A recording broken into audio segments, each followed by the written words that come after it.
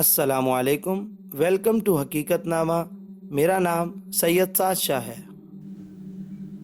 शेंडोर और चार्ल्स के जाने के बाद कमरे में डियाना के पास बिछी हुई एक कुर्सी में ब्रदर मार्क बैठ गया। अभी कुछ देर ही हुई थी कि किसी ने दरवाजे पर दस्तक दी। मार्क ने दरवाज़ा खोला तो लिडॉक अंदर आया।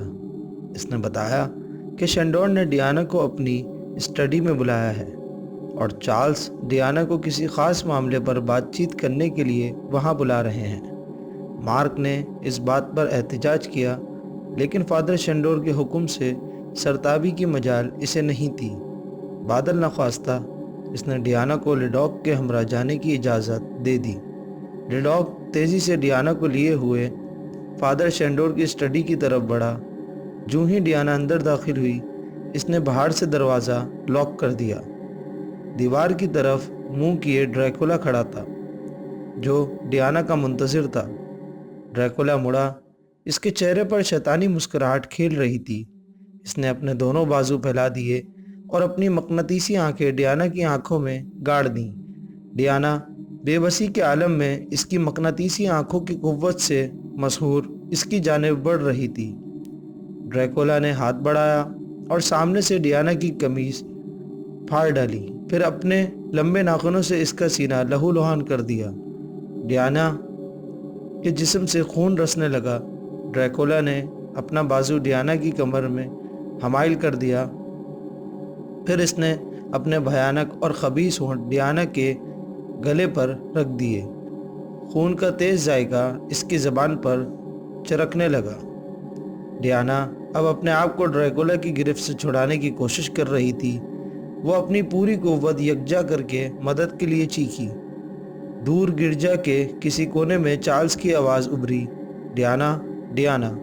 फिर कमरे की एक खिड़की का शीशा टूटने की आवाज़ आई और फर्श पर शीशे की किरचियाँ बिखरने लगीं। ये सब कुछ डियाना को एक भयानक ख्वाब की तरह महसूस हो रहा था। ड्रैकुला इसे दूर, बहुत दूर लिए जा रहा था। वो सोच रही थी कि अब वो चार्ल्स को कभी ना देख सकेगी, इससे कभी ना मिल सकेगी। ड्रैकुला की जहन्नुमी रफ़ाकत और शैतानी दुनिया इसकी मुंतज़िर थी। इसने एक और चीख मारी और इसकी एक चीख राहदारी में दूर तक गूंजती चली गई। फादर शेंडोर चार्ल्स को लिए हुए गिरजाघर के सहन में चला आया। यहाँ एक बग्गी पर 2 ताबूत रखे हुए थे।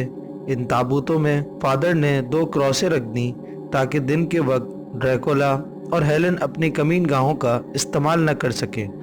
फादर शेंडोर ने बड़ी संजीदगी से कहा, मुझे इस बात का एतराफ़ है कि मैंने कोचबान को गिरजाघर के बाहर भी आखिर क्यों ठहरने दिया।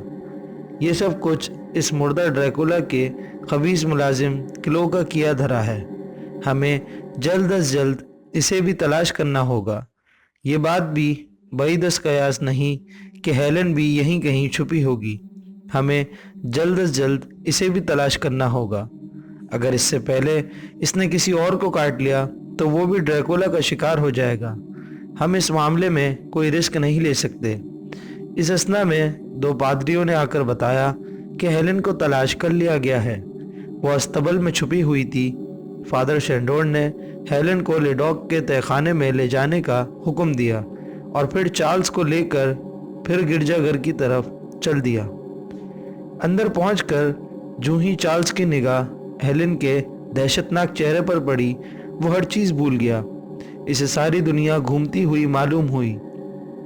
ये किसी जिंदा औरत का चेहरा हरगिज़ नहीं था। वो एक जिंदा लाश की मानंद थी। अपनी अनदेखी कुव्वतों के साथ खुद को छुड़ाने की कोशिश में मसरूफ़ थी। 4 आदमियों ने इसे बाजुओं से पकड़ रखा था। आखिर इसे खींचकर एक चौड़ी सी मेज़ पर गिरा दिया गया। चार्ल्स ने मुंह फेर लिया। वो इस नज़ारे को देखने की ताब नहीं रखता था। फादर शेंडोर ने कोने में रखी हुई तकरीबन 1 फुट लंबी लकड़ी की नोकीली और तेज़ मीख उठाई और हेलन के बाईं छाती पर दिल के करीब रख दी। फिर आसमान की तरफ देखकर ज़ेरे लब कुछ दुआएं पड़ी और कोने में रखी हुई वज़नी हथौड़ी उठाकर फिजा में बुलंद की। एक भयानक चीख ने पूरी इमारत को लर्जा दिया। चार्ल्स का दिल जैसे उछलकर हलक में आ गया। इसने अपने दोनों कानों में उंगलियां ठूंस ली। हेलेन का जिस्म इस तरह तड़पा जैसे मछली बिन पानी के तड़पती है, और फिर साकित हो गया। चार्ल्स दूसरे पादरियों के साथ हेलेन की लाश के करीब गया।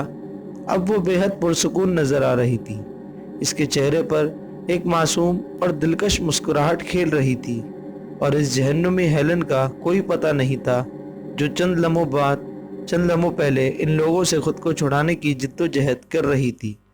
अभी वो लोग कमरे से बाहर जाना ही चाहते थे कि फादर शेंडोर का पांव लोहे की एक सलाख से टकराया जो जमीन पर पड़ी हुई थी।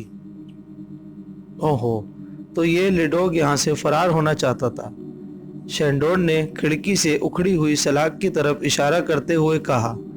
अभी वो लोग ये बातें कर ही रहे थे कि दूर गिरजाघर में से किसी के चीख ने इनके कदम रोक लिए।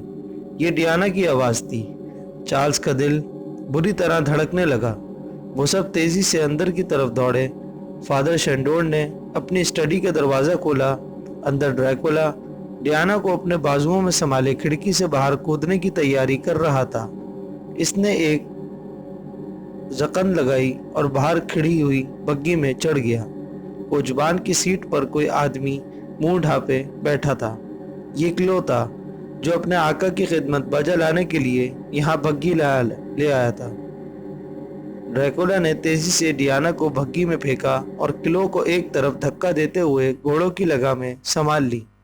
चाबुक फिजा में लहराया और घोड़े बर्क रफ्तारी से आगे बढ़े। कुछ फासले पर लेडॉक खड़ा हुआ ड्रैकुला से इल्तिजा कर रहा था कि वो इसे भी अपने हमरा ले जाए, लेकिन ड्रैकुला ने इसे जोर से धक्का दे दिया। वो लुढ़कता हुआ एक तरफ औंधे मुंह जा गिरा और इतनी सी देर में ही बग्गी नज़रों से ओझल हो गई। दोस्तों, अगर अभी तक आपने हमारा चैनल सब्सक्राइब नहीं किया तो नीचे मौजूद बेल आइकन को प्रेस कर दें। फादर शेंडोर ने लेडॉक को मार्क और दूसरे लोगों के हवाले किया और चार्ल्स के हमरा अंदर गिरजाघर में आ गया। इस वक्त सुबह होने वाली है, इसने कहा। दिन के उजाले में ड्रैकुला अपने ताबूत में आराम करेगा और ये ताबूत क्लो इसके लिए तैयार करेगा। जब तक शाम की तारीकी ना फैल जाए ड्रैकुला डियाना के पास नहीं जाएगा। इस वक्त तक क्लो डियाना का पहरा देता रहेगा। तुम शायद ये नहीं जानते कि ड्रैकुला का किला यहाँ से पूरे एक दिन की मुसाफत पर वाक़ है। फिर शेंडोर ने चार्ल्स की राइफल उभरी और इसे दे दी। फिर कहा, हो सकता है क्लो को हम अपने फ़ायदे के लिए इस्तेमाल कर सकें। बहरहाल हमें कुछ और मीखों की ज़रूरत भी पड़ेगी। तुम और मार्क घोड़े संभालो और मैं अपनी तैयारी करता हूँ। दिन की रोशनी आहिस्ता आहिस्ता हर तरफ फैल रही थी। इस मलगजे उजाले में आगे बढ़ते हुए बग्गी के निशानात इन्हें बआसानी नजर आ रहे थे।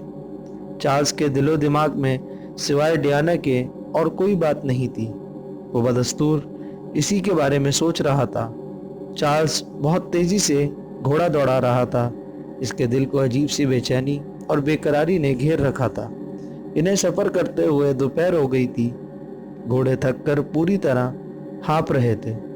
फिर से पहर के वक्त रोशनी आहिस्ता आहिस्ता कम होना शुरू हो गई। चार्ल्स ने सिसकी ली, हम वहाँ कभी नहीं पहुँच सकेंगे।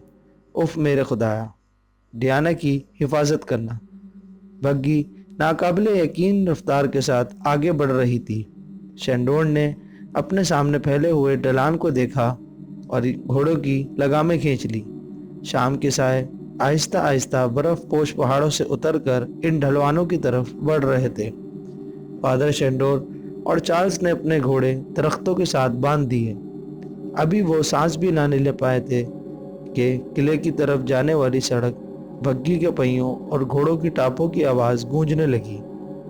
बग्गी आहिस्ता आहिस्ता आगे बढ़ रही थी। क्लो अकेला बैठा था। इसके पीछे बग्गी पर ताबूत रखे हुए थे। चार्ल्स ने राइफल का रुख क्लो की तरफ कर दिया। क्लो का मुंह इस गैर मामूली सूरत हाल पर खुला रह गया। इसने घोड़ों की लगामें खींच ली। शेंडोर ने इसे बग्गी से नीचे आने का हुक्म दिया, لیکن کلو اپنی سیٹ پر سے ہلے بغیر ہی پلک جھپکتے میں شینڈور کی طرف کود کر لپک گیا۔ اس کے ہاتھ میں ایک چمکدار خنجر تھا۔ چارلز نے فوراً ٹریگر دبا دیا۔ گولی کلو کے سینے کو چیرتی ہوئی نکل گئی۔ وہ لڑکتا ہوا زمین پر آ گرا اور خنجر اس کے ہاتھ سے دور جا گرا۔ دونوں گھوڑے بگی کو کھینچتے ہوئے برق رفتاری سے ان کے قریب سے گزرے اور قلعے کی طرف چل دیے۔ بجلی کی سی تیزی سے چارلز اور فادر شینڈور نے اپنے اپنے گھوڑے کھولے اور بگی کے تعاقب میں ہوا سے باتیں کرنے لگے۔ بگی ایک طرف کو جھکی اور اس پر رکھا ہوا ایک تابوت زمین پر جا گرا۔ چارلز اور شینڈور نے اپنے گھوڑے روکے اور تابوت کے قریب جا کر اس کا ڈھکنا ہٹا دیا۔ تابوت میں ڈیانا لیٹی ہوئی تھی۔ اس کے ہاتھ اور پاؤں بندھے ہوئے تھے اور اس کی آنکھیں بھیانک انداز میں پھٹی ہوئی تھی۔ چارلز نے سمجھا کہ شاید وہ بھی ڈریکولا کا شکار ہو چکی ہے، لیکن اسی لمحے ایک آنسو ڈیانا کے رخسار پر بہہ نکلا اور وہ مسکرانے کی کوشش کرنے لگی۔ چارلز اس کی طرف لپکا لیکن فادر نے اس کا بازو تھام لیا۔ تم جاؤ، میں اس کی حفاظت کروں گا، جاؤ جلدی کرو، روشنی کم ہوتی جا رہی ہے۔ شینڈور نے تقریباً چیخ کر کہا۔ چارلز زمین پر گرے ہوئے دوسرے تابوت کی طرف بڑھا۔ تابوت برف کی موٹی سی تہہ پر پڑا ہوا تھا۔ یہ ڈریکولا کا تابوت تھا۔ ڈریکولا رات اور تاریکی کے شہر کا بادشاہ۔ اس وقت تک بہت دیر ہو چکی تھی۔ چارلز تابوت کے قریب پہنچا اور دونوں کنڈے کھول دیے۔ فادر شینڈور پل کے نزدیک ڈیانا کے ہمراہ کھڑا ہوا اور تشویشناک انداز میں چارلز کی طرف ٹکٹکی باندھے دیکھ رہا تھا۔ تابوت کا ڈھکنا ایک زوردار آواز کے ساتھ کھلا اور ایک استخوانی ہاتھ باہر نکلا۔ لوہے کی طرح سرد اور سخت انگلیاں چارلز کے ہاتھ سے ٹکرائیں۔ ڈیانا نے ایک زوردار چیخ ماری۔ چارلز نے قدم جما لیے تاکہ ڈریکولا سے دست بدست لڑائی کر سکے۔ گولی چلاؤ، تم گولی کیوں نہیں چلاتے؟ فضا میں ڈیانا کی چیخ گونجی، لیکن چارلز جانتا تھا کہ گولی چلانے سے کوئی فائدہ نہیں ہوگا۔ چارلز نے دیکھا کہ ڈیانا نے شینڈور کے ہاتھ سے رائفل چھین لی۔ اسی دوران ڈریکولا تابوت سے باہر آ چکا ہے اور اب اپنی تمام خباثتوں کے ساتھ پوری طرح چارلز پر حملہ کرنے کی تیاری کر رہا تھا۔ ڈریکولا نے چارلز کا بازو جکڑ لیا اور اسے برف پر گھسیٹنے لگا۔ گولی چلنے کے ساتھ ہی ان سے چند گز کے فاصلے پر ایک تودے میں بڑا سا شگاف ہو گیا۔ پانی کا ایک فوارہ اس شگاف سے پھوٹنے لگا۔ فادر شینڈور نے چلا کر کہا، بالکل ٹھیک ہے، ایک گولی اور چلاؤ۔ ڈیانا نے لگاتار فائر شروع کر دیے۔ وہ اندھا دھند گولیاں برسا رہی تھی۔ ڈریکولا نے چارلز کا خیال چھوڑ دیا اور تیزی سے آگے بڑھ کر فادر شینڈور اور ڈیانا کو زور سے دھکا دیا۔ اسی دوران ایک گولی چلی۔ چارلز برف پر پھسل کر گرا، پھر اٹھ کر دوڑا اور پھر گر پڑا۔ گرتا پڑتا وہ ڈیانا اور شینڈور کی مدد کے لیے دوڑتا چلا جا رہا تھا۔ جو ہی وہ ڈریکولا کے نزدیک پہنچا، برف کے چٹکنے کی آواز نے اسے چونکا دیا۔ اس کے ساتھ ہی وہ جگہ جہاں ڈریکولا کھڑا ان پر حملہ کرنے کے لیے پڑ تول رہا تھا، ایک بھیانک آواز کے ساتھ شک ہو گئی۔ ڈریکولا ڈوبنے سے بچنے کے لیے ادھر ادھر دوڑنے لگا۔ وہ بے حد پریشان دکھائی دے رہا تھا۔ ایک اور گولی چلی۔ برف کا ایک اور تودا ٹوٹ کر علیحدہ ہو گیا۔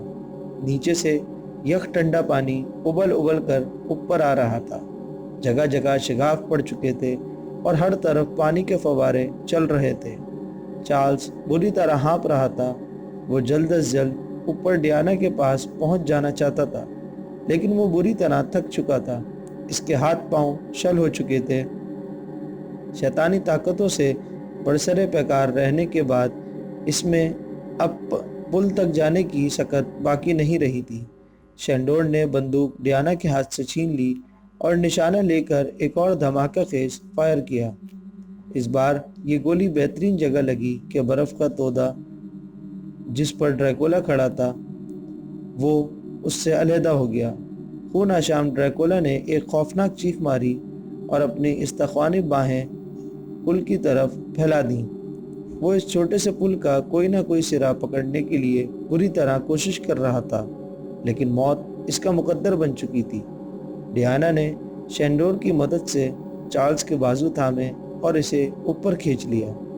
پھر انہوں نے دیکھا کہ ڈریکولا تاریکی کا شہزادہ بے بسی اور لاچاری سے ہاتھ پاؤں مار رہا تھا۔ برف درمیان سے شک ہوتے ہی وہ نیچے ہی نیچے کھینچا چلا جا رہا تھا۔ تھوڑی دیر کے لیے برف کے پانی پر اس کا مکرو چہرہ سطح پر ابھرا۔ اس نے منہ کھولا اور بھیانک انداز میں بین کرنے لگا، جیسے وہ ہزاروں بدروحوں کو اپنی مدد کے لیے پکار رہا ہو۔